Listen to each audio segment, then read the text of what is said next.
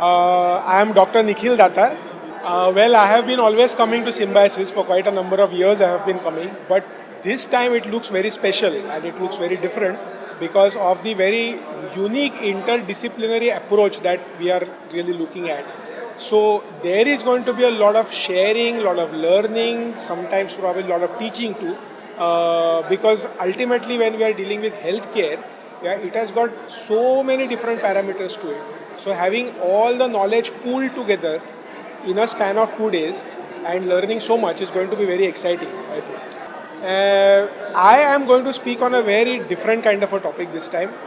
The topic is patient safety, blame culture, and Indian law.